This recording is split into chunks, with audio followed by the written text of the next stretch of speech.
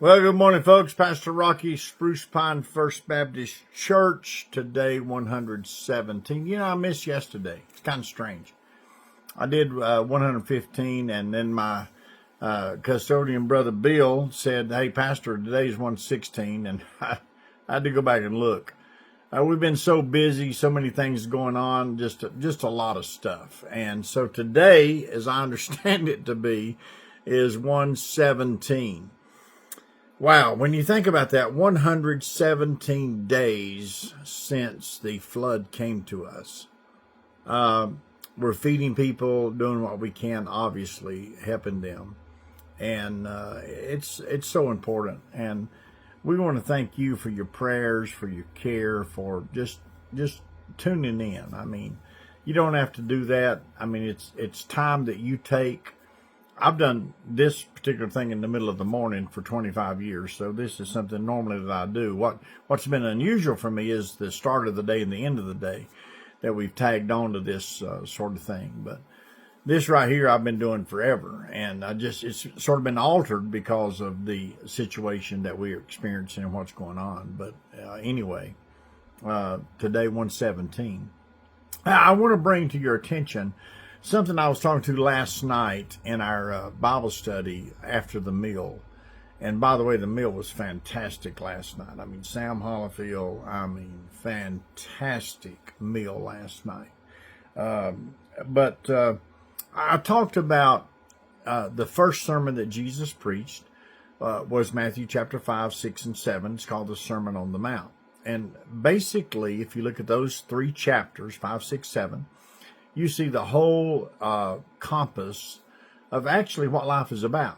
And he talks to us, of course, about the Beatitudes. Then he talks to us about the generalization of life. And then he talks to us about the dealing with eternity. So really and truly, this is a sermon that is so important. It's for the ages, actually, that will never grow old if you read it in context. And Jesus is talking to a lot of people, and he's saying a lot of things. So you have to really sort of digest all that. And it takes a minute to do that. When you hear something or you read something, it might take a minute for you to get it. So at the end of that seventh chapter, 5, 6, 7, at the end of that seventh chapter, Jesus gives this illustration about a man, well, two men actually, that build their house, one on the sand and one on the rock. And he gives this incredible story.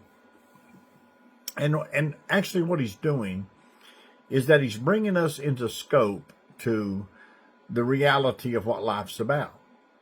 And that is, how are you building your life? What are you doing with your life? Now, what he's talking about is stability. Now, a lot of people measure life by, well, what they have, or the success that they've made, or the influence that they make, or whatever. But what Jesus is doing is he's saying to us, what I need you to understand at the end of my sermon, the longest sermon that he preached, the first sermon that he preached is, are you aware that you must be aware? Now that's a big statement. Now just let that resonate in your spirit. Are you aware that you must be aware? I think the greatest tragedy in our church world is that we have soft-pedaled the grace of God. We have made this thing to be so acceptable that just whatever you want to do it. It don't matter. I mean, what does it matter? Well, it matters a great deal, actually. So when Jesus says, which I love this passage. It's so good. When it says, therefore, whosoever shall hear these sayings of mine and do them, I will liken him to be a wise man that built his house upon a rock. Now, this is Matthew 7:24, verse 25. The rain came, and the floods came, and the winds came, and beat upon that house, and it did not fall, because it was founded upon a rock. And everyone that hears these words of mine and does not do them shall be like a man that is foolish, that builds his house upon the sand. And when the rains descended, and the floods came, and the winds blew, and beat upon that house, it fell, and great was the fall of it. Well, now for us, that's pretty simple to understand. We're talking about foundations. We're talking about the sand or the rock. And that's what Jesus is doing at the end of his sermon. He's talking about your foundation. Where are you standing? What are you standing about?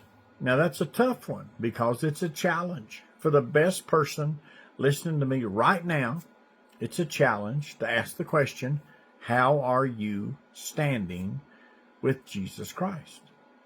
Is it tough? Well, it kind of depends. If you're not doing it and you don't care about it, it could be tough. If you are trying to do it and you're trying to get to success with it, that could be good because you're at least putting the effort forth. So when Jesus says these words, and it is so great because he says that, and I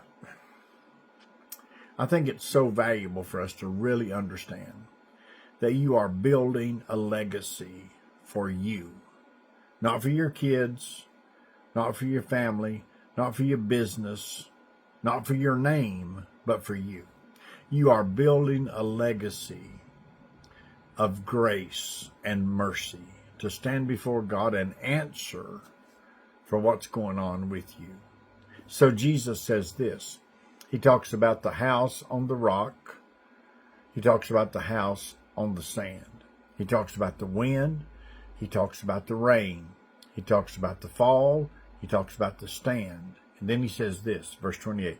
It came to pass, when Jesus had ended these sayings, the people were astonished at his doctrine, for he taught them as one having authority and not one as the scribes. Wow. What does that mean? That one is big. I mean, that gets you right here in the heart. Because Jesus is telling the truth, whether you like it or I like it, or nobody likes it or everybody likes it. Jesus is telling the truth. This is what is going to happen. So, in your life, and my life, and our life, rain is promised to fall. Wind is promised to blow. Storms are guaranteed to come. But what will you do? Well, the answer is rather clear. It will be based on your foundation. A stone or sand. Christ or the world. The committed or the careless. It's up to you. Stand on the solid rock of God. If you do that, God will bless you for it. God bless you. We love you. Goodbye.